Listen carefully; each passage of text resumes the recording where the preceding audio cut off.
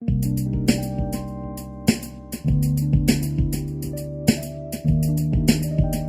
creo que en realidad la visión positiva de la inmigración siempre se construye después de la inmigración. O sea,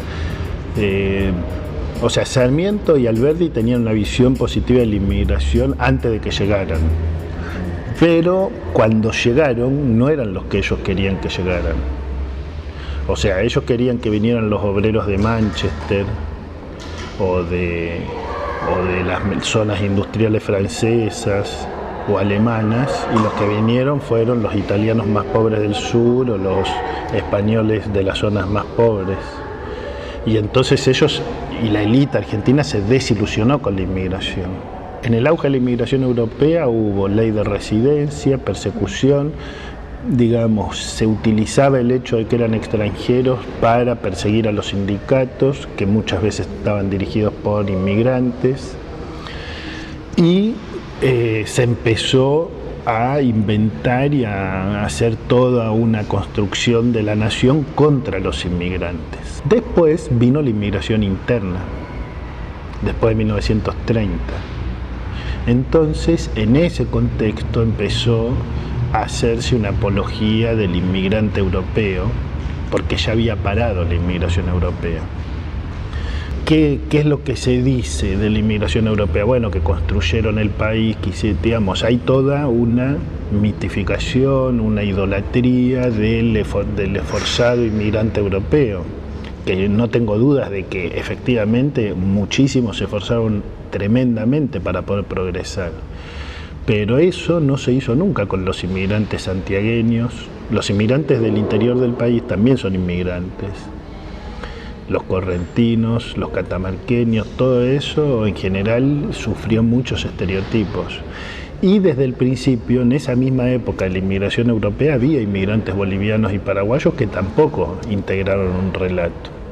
O sea, yo creo que en el mejor de los casos hay una visión utilitarista.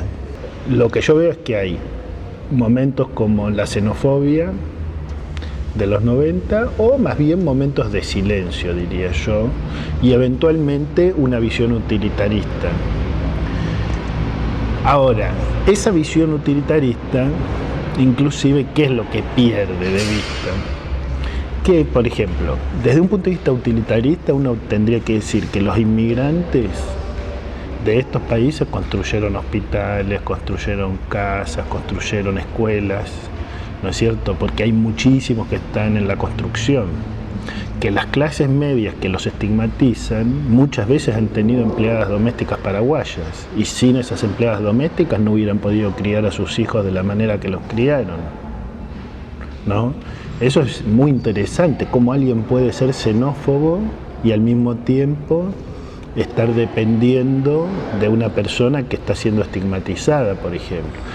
A fines de la década del 90, muchos inmigrantes de Jujuy, en otros lugares del país, por ejemplo en Córdoba, pero también en Buenos Aires o en otros lugares, o incluso migrantes de Salta, escuchaban las radios bolivianas, iban a las bailantas bolivianas.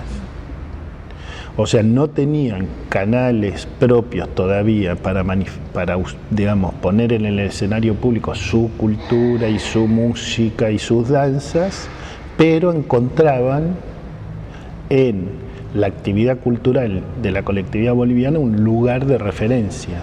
¿Eso qué quiere decir? Quiere decir que los bolivianos y los otros inmigrantes latinoamericanos contribuyeron a visibilizar la heterogeneidad cultural argentina.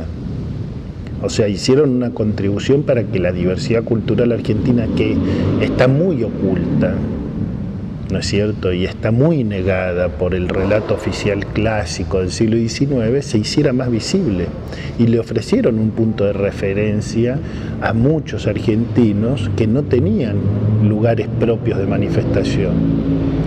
Entonces ahí hay otro fenómeno que no puede considerarse en términos utilitaristas, digamos así, y que tiene que ver con una contribución, digamos, a una democratización cultural mayor de la Argentina.